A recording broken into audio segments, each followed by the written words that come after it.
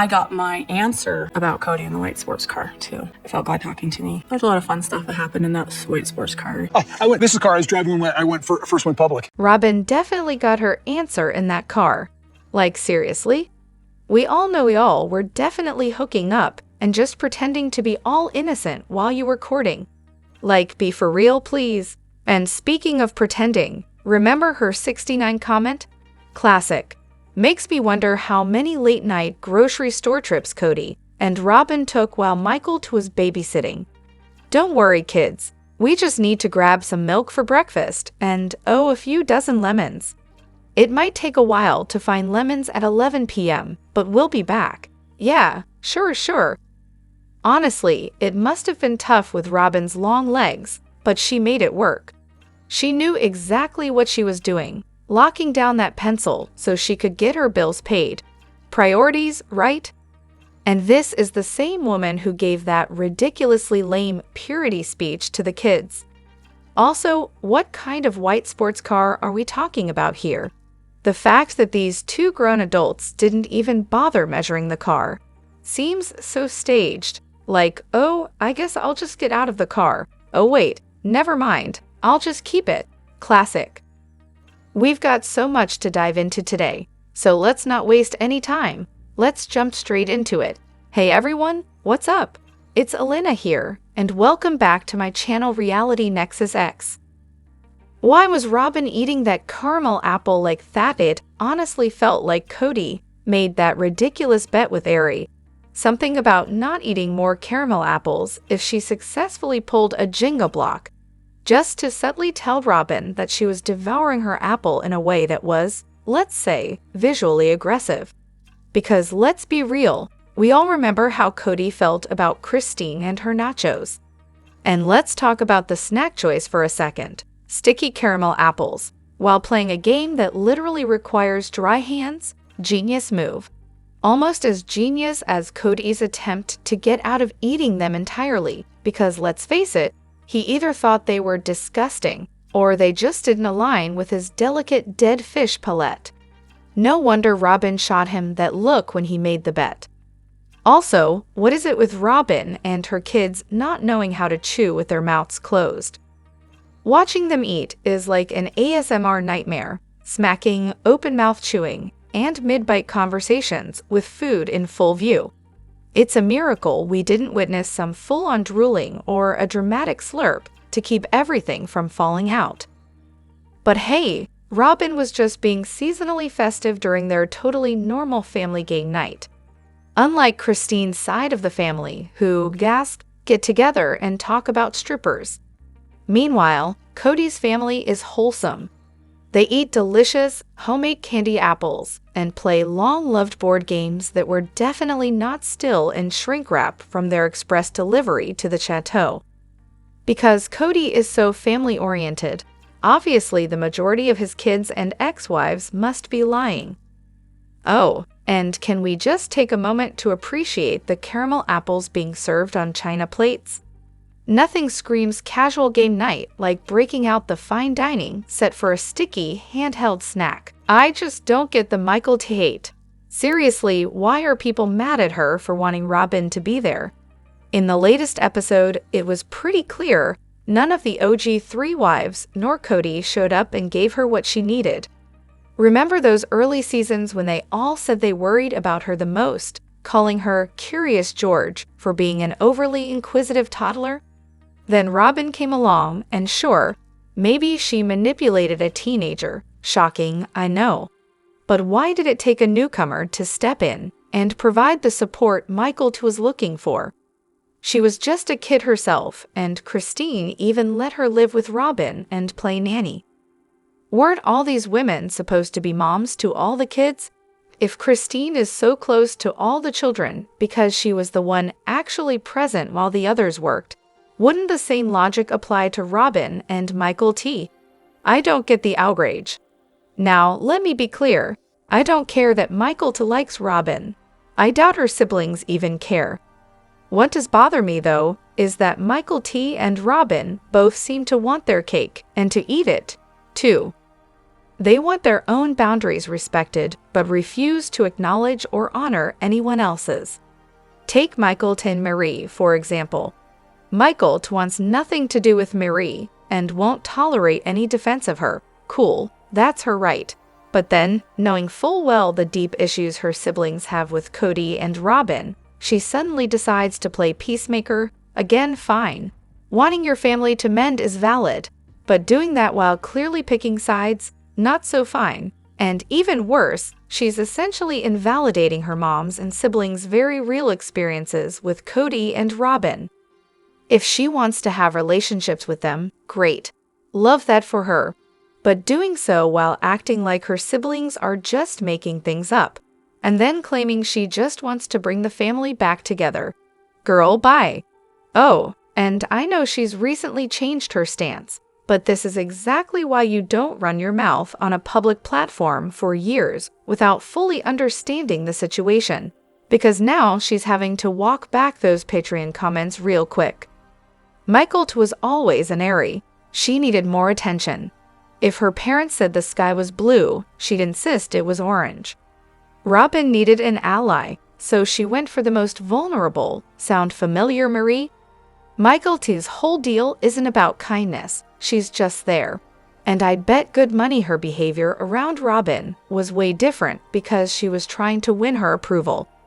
Kind of like Meri, nervously chewing her fingers in Robyn's presence, desperate to be accepted. Honestly, Mykeltis reminds me of those friends who stayed buddy-buddy with someone who did you dirty just because they never did anything to me. They'll witness someone be awful, but shrug it off as long as they haven't been personally wronged. At some point, you'd think she'd grow out of this attention-seeking phase, but here we are. Kody and Robyn, seriously, Davikif, this new episode has me screaming.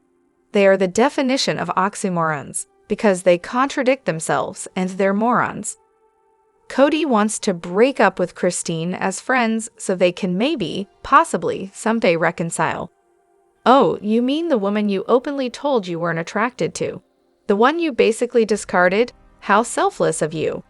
He's been ignoring Meri for decades, made it clear he doesn't love her, and now he expects her to leave on good terms? The audacity is unmatched.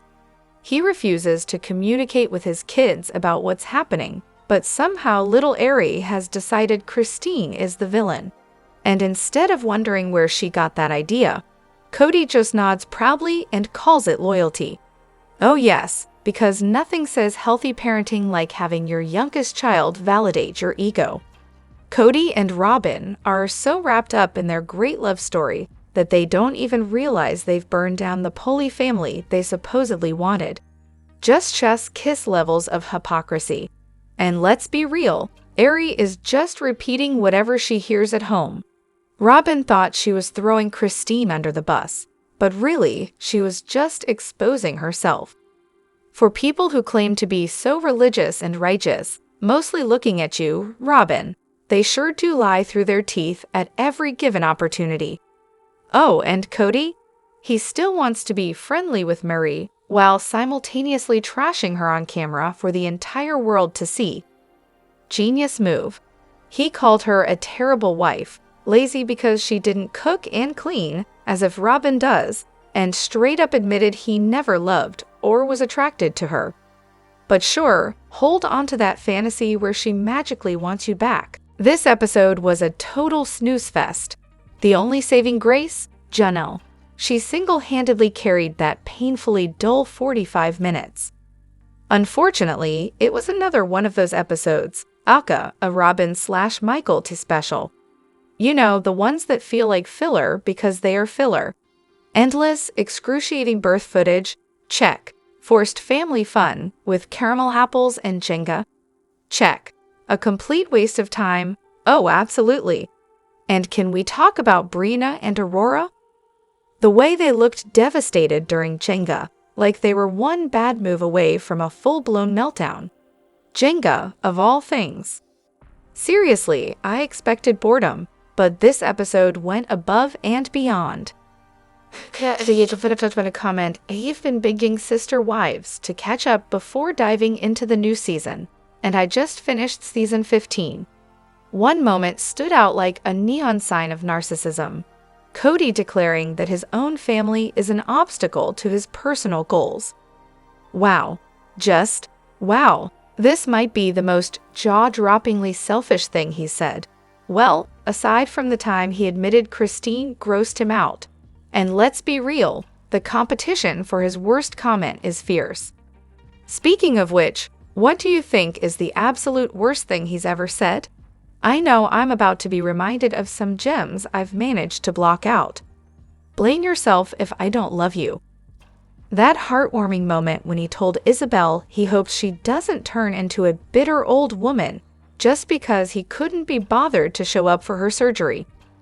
The time he wished Isabel would hurry up and feel better so he wouldn't have to feel guilty.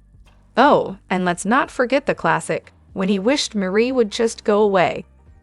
The man acts like his wives and kids just materialized out of thin air, like he had zero role in creating this family that now apparently inconveniences him.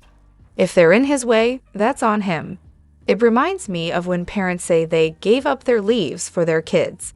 Like, I'm sorry, but I didn't exactly submit an application to be born. And let's not even start on his delusions, like when he claimed the rest of the family does things together just to make him jealous. Or that bizarre wedding comment where he whined that they went out of their way to have more fun than him. Honestly, he might be the most unself-aware person to ever exist. And yes, I know unself-aware isn't a word, but no other phrase quite captures the essence of his oblivious narcissism. Mykeltis just as unbearable as Robyn. And let's take a moment to appreciate Robyn's gem of a comment. I'm gonna be the one, kind of, helping the most. And I'm sure Christine will, kind of, step in after I leave, and I'll hand the baton over to her, kind of a thing, you know. Truly inspiring. She's absolutely nauseating. Between her and Mykeltis, I don't know who makes me cringe more. Christine, on the other hand, played the long game perfectly. She didn't react, didn't argue, just sat back and let Mykeltis figure out the real Robyn on her own. Now, when their relationship inevitably crumbles, no one can blame Christine. Genius. And let's not forget, the woman who proudly claims I'm helping the most is the same one with a full-time nanny while her kids are grown. The audacity to say that on camera with a straight face, unbelievable. But of course, she always plays the role of the selfless, sensitive saint of the family. What a performance. Kody's truth bomb was definitely a moment. He was trying to leave the house to head to Janelle's, and Ariello was having a full meltdown, clinging to his leg and screaming, "Don't leave me, Daddy." Naturally, he turns to Robyn for help and says, "I need you to drag her off of me." But Robyn, ever the therapist, tells him, "She's expressing herself. You're gonna have to take 5 minutes and let her do it." Of course, Kody then has to explain to her, again, that there's another wife, another mommy, and other kids who need him. So while Ariela's still clinging and wailing, he's trying to get across that he has other responsibilities. It's like watching a man drown while someone's holding him under the water, and he's just too polite to say, "You know, maybe we don't need a 5-minute breakdown in this moment." I'm honestly surprised Kody said it out loud. Robyn's image, carefully curated though it may be, isn't exactly benefiting from this insight. It's like a confirmation of everything people already knew. In May 2010, Robyn, who was unemployed and spiritually married into the family, effectively slid into the role of wife and mother, despite the fact that there were already 3 wives and mothers established. She proceeded to take over, hoarding Kody's time, energy, and resources since then. And let's not forget how that was at the expense of the other wives. She never got a job, but sure made sure to push the family into funding her passion project, a failed jewelry business that cost them a lot of money. And what has she done with all that power? Played the victim for over a decade while gaslighting the other women and kids. Robyn's ability to pretend she's the martyr is staggering. The reality is everyone can see through it, and Kody's little slip-up here just shines a light on that. What's even sadder is Kody's realization, mid-meltdown, that the other wives and kids need him too. For 14 years, Robyn's been lecturing everyone on how polygamy should work, and yet here we are, with Kody needing to explain to her that other people in the family are just as important. That whole moment of clarity must have been a real eye-opener, especially because, at this point, the other wives aren't even waiting around for him anymore. It's like they've moved on and Kody's left wondering where it all went wrong. But then, Robyn's comments about how her kids aren't welcomed into the fold, that takes the cake. She talks about the separation in the family like it's something she has no part in creating, when in reality, she was the driving force behind it. She's literally pulled Kody away from the rest of the family, all while playing the victim card. Not to mention how she can't even keep track of basic things like Gabe's birthday. They forgot it in 2021. Kody and Robyn clearly thought they were serving up some deep family insights, but really, they just exposed themselves. All this talk about how hard it is for Ariella when Kody leaves, but honestly, if he spent more time with her when she was a baby, she'd be used to it by now. The whole scene just highlights how Robyn manipulates Kody using Ariella. As a mother, I can't even imagine putting a child in that situation. Kody's approach, encouraging the 5 more minutes delay, is just an emotional tug-of-war that no child should be put through. It's honestly a form of emotional manipulation. In my experience, kids need structure, consistency, and boundaries. The routine of saying goodbye and then moving on with something fun works, and if they cry, they know they're safe. Robyn using her own child's distress to get her way is truly next-level manipulation. It's cruel, plain and simple. Let me know what you think in the comments. Don't forget to hit that like button and subscribe to my channel. I'll see you in the next video. Take care and much love to you all.